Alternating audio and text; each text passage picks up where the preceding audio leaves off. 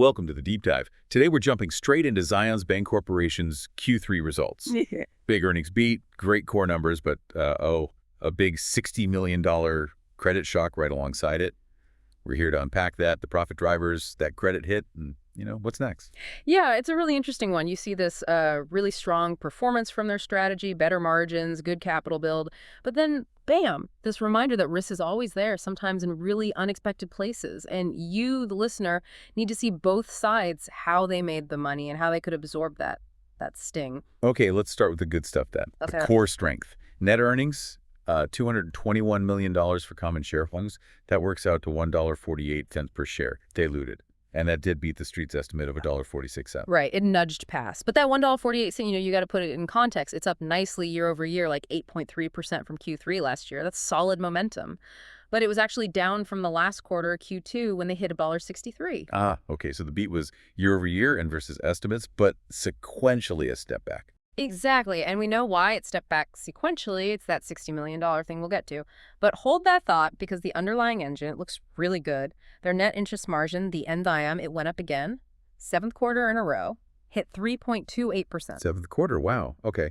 And that's up, what, 25 basis points from last year? Yep, 25 basis points year over year. And that NIM is really, the core of their earnings power right now. If you look at adjusted pre-provision net revenue, PPNR, basically earnings before credit costs, that grew 18% year over year, $352 million. 18%. Okay, that's huge. That shows the operating leverage is working then. Absolutely. That's the core business firing on all cylinders, stripping out that one-off credit issue. And that strength let them build capital too. CET1 ratio estimated at 11.3%. That's up from 10.7% a year ago. So they're building that buffer. Which is crucial, especially when you take an unexpected hit like they did. Precisely. And for investors, maybe the most direct measure is tangible book value per share, up a massive 17% year over year, $38.64 now. So they're creating real value, building that capital cushion. That's why they can handle a curveball. Okay, let's swing back to that curveball. The $60 million elephant in the room, that's the reason EPS dipped quarter over quarter. What exactly happened there? Right. So it boils down to two commercial loans, C&I loans specifically, that were related. They took a $50 million charge-off straight away, wrote it off, and then set aside another $10 million reserve just for the remaining balance on those same loans. So yeah, $60 million impact, all tied to this one situation. Okay, $50 million gone, $10 million reserved. Yeah. Was this like economic stress, a sector blowing up?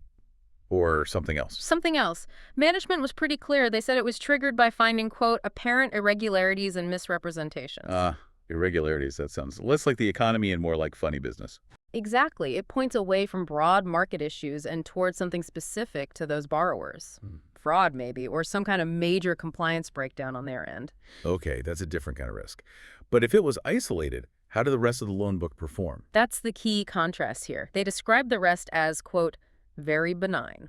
Take out that $60 million C&I impact, and net charge-offs for the entire rest of the bank were only $6 million. That's like 4 basis points annualized. Tiny. Right. So the headline number, the overall charge-off ratio, it spiked because it's this one big thing. Yeah. But underneath, credit quality looked pretty stable otherwise. Exactly. The overall annualized net charge-off ratio jumped to 0.37%, sure, but last year was 0.02%. It's all that one C&I event. Non-performing assets actually remain low, even decreased slightly year over year. Okay, so an isolated incident, but still a big one. What are they doing about it? Did they just, report it and move on? No, they were pretty explicit about the actions. First, legal action. They're going after the guarantors to try and recover the money. But maybe more importantly for confidence, they've started an outside review, bringing in external experts to look at their collateral monitoring, their policies, the whole process around loans like these. An external review. That's significant. Shows they're taking it seriously, not just sweeping it under the rug. Yeah, I think that's a positive signal about their risk culture, actually, owning it and looking for lessons learned. Okay, let's connect back to that strong PPNR growth, the 18%. You said NII drove that, net interest income, up 8% year over year? Correct, $672 million. And the main story there wasn't just loan growth or asset yields, it was cheaper funding. Cheaper funding. In this environment, how'd they manage that? Their total cost of deposits dropped pretty significantly, down to 1.67%.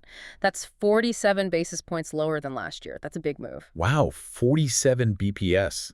Well, total deposits were down slightly year over year, that's true.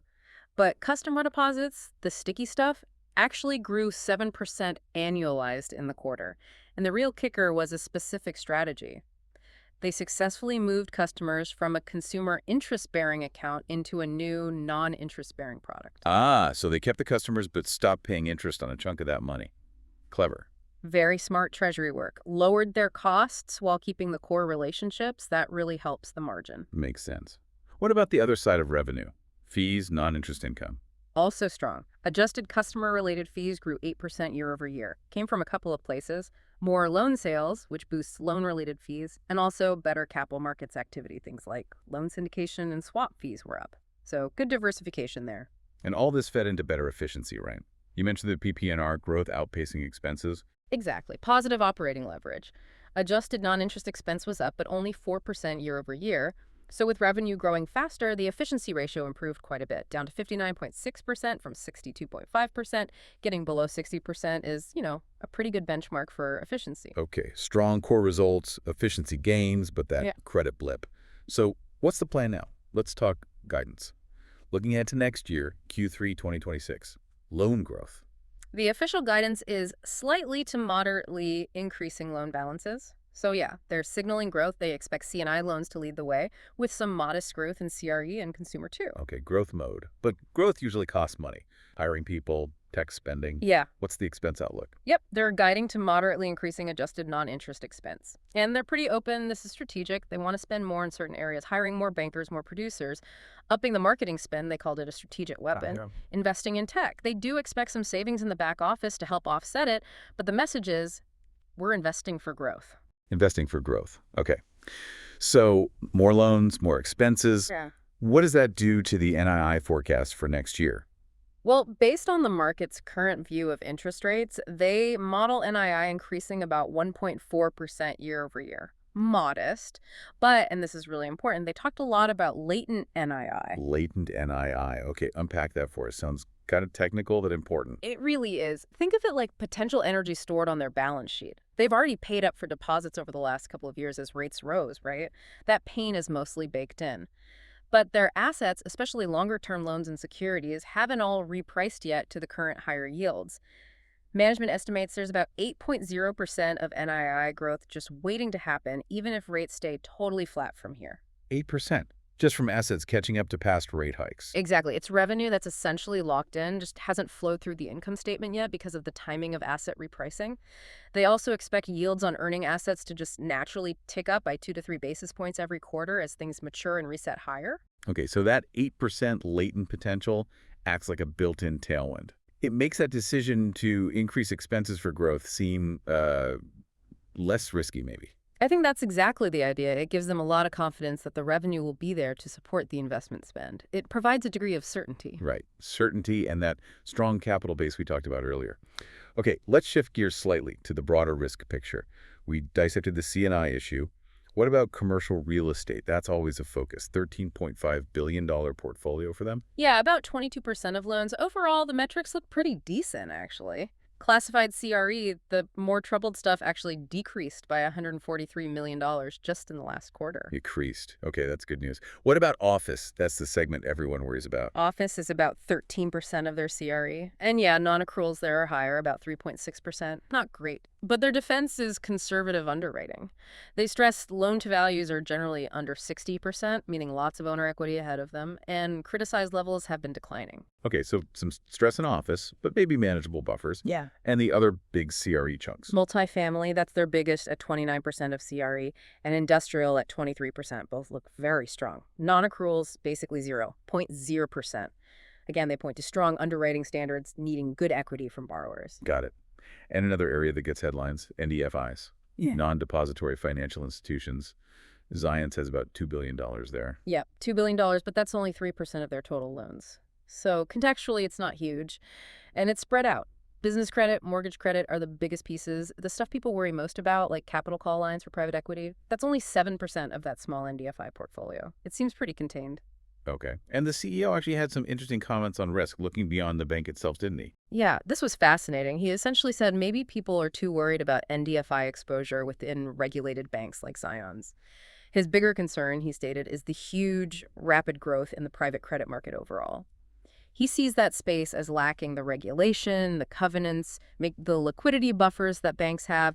He thinks that's where a bigger systemic risk might be brewing, potentially spilling over if things go wrong there. That's quite a statement.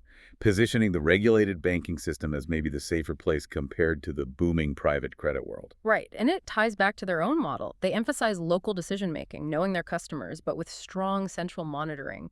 They believe that structure, plus the capital, minimizes the chance of widespread problems internally.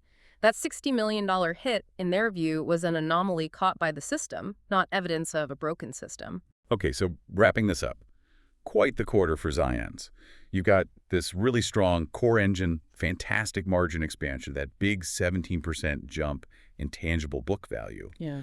But it's all happening in the shadow of this quite shocking $60 million credit failure from just 2 loans. A real dual narrative. Absolutely. And the takeaway for you listening is really about the reaction and the path forward. They were upfront about the problem, they brought in outsiders to review things, and now they're leveraging that strong capital and that 8% latent NII cushion to actually accelerate investment in growth. They're not retreating, they're putting the foot down. Which leaves us with a final thought for you to consider. They're pushing hard on growth, hiring bankers, spending on marketing, new tech, right after uncovering this significant internal issue, likely fraud. So the question is, does the speed and transparency of their response to that $60 million failure, the external review, the openness, does that actually increase your confidence in their risk management going forward? Or does the fact that it happened at all make you cautious about them chasing growth so soon after? Something to think about.